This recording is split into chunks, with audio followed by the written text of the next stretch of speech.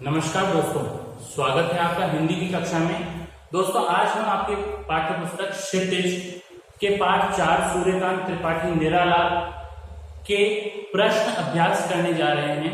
सूर्यकांत त्रिपाठी निराला द्वारा रचित 2 कविताएं हमने पढ़ी, उत्साह और अट नहीं रही है। ये 2 कविताएं थी और इसके प्रश्नोत्तर हम करने जा रहे हैं। पहले है उत्साह कविता के प्रश्नोत्तर, जिसमें पहला प्रश्न है, कवि बादल से फुहार, रिमझिम या बरसने के स्थान पर गरजने के लिए कहता है, क्यों? कवि बादल से फुहार, रिमझिम और बरसने के स्थान पर गरजने के लिए कहता है क्योंकि गरजना उत्साह और नव जीवन में ऊर्जा के संचार को दर्शाता है। इसलिए कवि बादलों से गरजने के लिए कह रहा है ताकि जीवन में एक नए उत्साह और नई ऊर्जा का संचार हो सके। इसके बाद में है अगला प्रश्न, कविता का शीर्षक उत्साह क्यों रखा गया? कविता का शीर्षक उत्साह इसलिए रखा गया क्योंकि बादलों के द्वारा उनके गरजने से जो ऊर्जा उत्पन्न होती है और उनके बरसने से जो प्रकृति में नया उत्साह और नई ऊर्जा आती है और नव जीवन को नई चेतना प्राप्त होती है। पुरानी चीजों के विध्वंस और नई जागृति के लिए, नई चेतना के लिए इस पाठ का नाम उत्साह रखा गया है। इस कविता का नाम उत्साह रखा गया है। तो आपको संक्षिप्त रूप में यही बताना है इस प्रश्न में कि जो बादल हैं उनके गरजने से नया उत्साह, नई ऊर्जा का संचार होता है और उनके बरसने से प्रकृति में नई उमंग और नई जागृति उत्पन्न होती है। पुरानी चीजों के विध्वंस और नई चीजों की उत्पत्ति को कवि इस कविता में उत्साह के माध्यम से दर्शा रहे हैं। इसके बाद में अगला है, कविता में बादल किन किन अर्थों की ओर संकेत करता है? प्रस्तुत कविता में बादल 2 अर्थों की ओर संकेत करता है। पहला अर्थ जिसमें वह गरीब, कमजोर, उपेक्षित दृष्टि के जो लोग हैं, उपेक्षित श्रेणी के जो लोग हैं, जो समाज में गरीब हैं, कमजोर हैं, उपेक्षित हैं, शोषित हैं, जिनका शोषण किया जा रहा है, ऐसे लोगों में नई ऊर्जा, नई चेतना का संचार करने के लिए बादलों का प्रयोग किया गया है। और दूसरे अर्थ में गर्मी से परेशान आम जनजीवन के लिए बादलों का प्रयोग किया गया है ताकि वे बादल गर्मी से परेशान लोगों के जीवन में पानी की फुहारों से शीतलता और शांति प्रदान कर सके। इसके बाद में अगला प्रश्न है, शब्दों का ऐसा प्रयोग जिससे कविता के किसी खास भाव या दृश्य में ध्वन्यात्मक प्रभाव पैदा होता है। ध्वन्यात्मक अर्थात नाद सौंदर्य, जो हम राइमिंग का या शब्दों के उच्चारित करने का जो प्रभाव होता है उसकी बात करते हैं। तो उत्साह कविता में ऐसे कौन से शब्द हैं जिसमें नाद सौंदर्य मौजूद है? छांट करके लिखिए। तो आपकी उत्साह कविता में 2 पंक्तियां हैं जिसमें विशेष रूप से यह नाद सौंदर्य दर्शित होता है। तो आपको यहाँ पे केवल वो 2 पंक्तियां लिखनी है।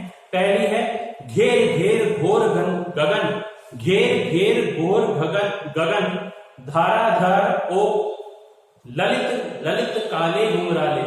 घेर घेर घोर गगन, धाराधर ओ ललित ललित काले घुंघराले। एक पंक्ति तो हमें ये लिखनी है। दूसरी पंक्ति है, विकल विकल उन्मन थे उन्मन, विकल विकल उन्मन थे उन्मन, विश्व के निदाग के सकल जन। तो ये 2 पंक्तियां जो हैं ये काव्य में नाद सौंदर्य को प्रकट करती हैं। इसके पश्चात है आपकी दूसरी कविता अट नहीं रही है, उसके प्रश्नोत्तर, जिसमें पहला प्रश्न है, छायावाद की खास विशेषता है अंतर्मन के भावों का बाहर की दुनिया से सामंजस्य बिठाना। कविता की किन पंक्तियों को पढ़कर यह धारणा पुष्ट होती है? इनकी कविता की ऐसी कौन सी पंक्तियां हैं जिसको पढ़ करके छायावाद के बारे में आप जान सकते हैं? तो वह पंक्तियां हैं, आपको कविता में से केवल यहाँ पे पंक्तियां लिखनी है। उड़ने को नभ में तुम पर कर देते हो, आंख हटाता हूं तो हट नहीं रही हैं। ये जो 4 पंक्तियां हैं ये आपको इस प्रश्न के उत्तर में लिखनी है। उड़ने को नभ में तुम, उड़ने को नभ में तुम पर कर देते हो, आंख हटाता हूं तो हट नहीं रही हैं। ये 4 पंक्तियां इस प्रश्न के उत्तर में लिखनी है। इसके बाद अगला प्रश्न है, कवि की आंख से फागुन की सुंदरता क्यों नहीं हट रही है? कवि की आंख से फागुन की सुंदरता इसलिए नहीं हट रही है क्योंकि फागुन के महीने में प्रकृति अत्यधिक सुंदर हो जाती है उसमें अत्यधिक सुंदरता आ जाती है, अनुपम सौंदर्य नजर आता है, जिसे लेखक, जिसे कवि चाहकर भी उस पर से नजर हटा नहीं पा रहा है, इसलिए कवि ने ऐसा कहा है। अगला प्रश्न है, प्रस्तुत कविता में कवि ने प्रकृति की व्यापकता का वर्णन किन रूपों में किया है? कवि ने प्रकृति की व्यापकता का रूप अनेक शब्दों के माध्यम से किया है, जिसमें वे बताते हैं कि प्रकृति में नई नई कोपले, नए नए पत्ते, हरे हरे पत्ते पेड़ों की डालियों पर खिल रहे हैं। हर तरफ चारों दिशाओं में पुष्पों की धीमी धीमी खुशबू फैल रही है। सब तरफ एक नई ऊर्जा प्रकृति के द्वारा संचारित की जा रही है। प्रकृति में एक नई उमंग नजर आ रही है। इन सभी बातों के द्वारा उन्होंने प्रकृति की व्यापकता को दर्शाया है। तो इस प्रकार से आपको इस प्रश्न का उत्तर देना है, जिसमें प्रकृति की सुंदरता, उसमें प्रकृति में क्या क्या चीजें आ रही हैं, जैसे पेड़ों की डालियों पर नए नए पत्ते खिल गए हैं, लाल और हरे कपोले फूट रही हैं, नए पुष्प खिल रहे हैं और उन पुष्पों की खुशबू चारों तरफ फैल रही है, धीमी धीमी सुगंध चारों तरफ फैल रही है। प्रकृति एक नए रूप में नजर आ रही है। इन चीजों को आपको इसमें बताना है।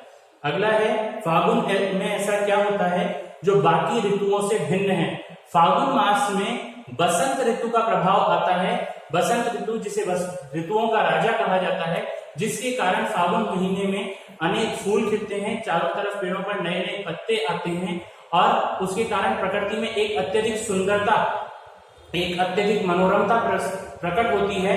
और वहीं अन्य ऋतुओं की बात की जाए, जैसे गर्मी ऋतु है, ग्रीष्म ऋतु है, उसमें गर्मी की अधिकता के कारण हर मनुष्य, हर प्राणी गर्मी से, ताप से परेशान रहता है। शाम के समय दिन भर लू चलती है और शाम को हवा चलना बंद हो जाती है, जिससे मनुष्य को शीतलता प्राप्त नहीं होती। वहीं वर्षा ऋतु में हर चारों तरफ कीचड़ ही कीचड़ हो जाता है, गंदगी हो जाती है कई जगह, तो इसलिए वर्षा ऋतु से भी ज्यादा अच्छी उन्होंने बसंत ऋतु को बताया है और फागुन महीने को बताया है। साथ ही हम जाड़े की बात करें, सर्दी की बात की जाए, तो सर्दी की ऋतु में सर्दी अधिक होती है, शीतलता बहुत अधिक होती है, जिसके कारण मनुष्य अपने कार्यों को करने में ऊर्जावान स्वयं को महसूस नहीं करता।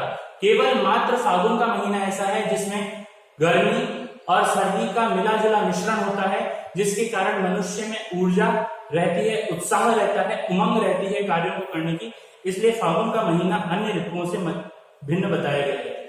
इन कविताओं के आधार पर निराला के काव्य शिल्प की विशेषताएं लिखिए।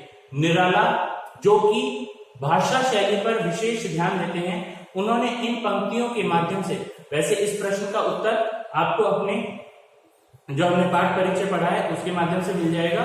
उसमें बताया गया है कि निराला की जो काव्य शैली है उसमें भाषागत शब्दों का उचित प्रयोग, अलंकारिक भाषा का प्रयोग और रस युक्त शब्दों का प्रयोग के माध्यम से उनकी कविता हृदय को छू जाने वाली और भावनाओं से युक्त है। इसलिए इनकी रचना शैली पुरातन रचना शैली से थोड़ी भिन्न है और मनुष्यों के हृदय को और भावनाओं को से जुड़ने वाली है। इसलिए इनकी काव्य शैली, रचना शैली अत्यंत विशिष्ट मानी गई है। दोस्तों, आज के लिए इतना ही। गृह कार्य के रूप में आपका गृह कार्य है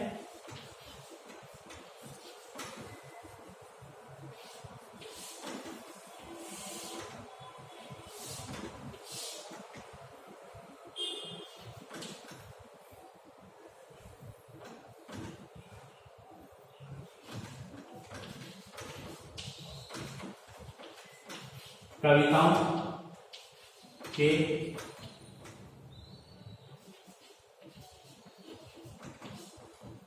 प्रश्न अभ्यास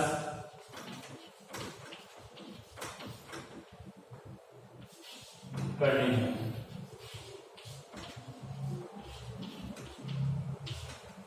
जो दोनों कविताओं के प्रश्न दिए गए हैं आपके पाठ्य पुस्तक में, उत्साह और अट नहीं रही है, उत्साह कविता के 4 प्रश्न और अट नहीं रही है कविता में जो 5 प्रश्न दिए गए हैं, ये सभी प्रश्न आपको अपनी उत्तर पुस्तिका में करने हैं। ठीक है दोस्तों, धन्यवाद।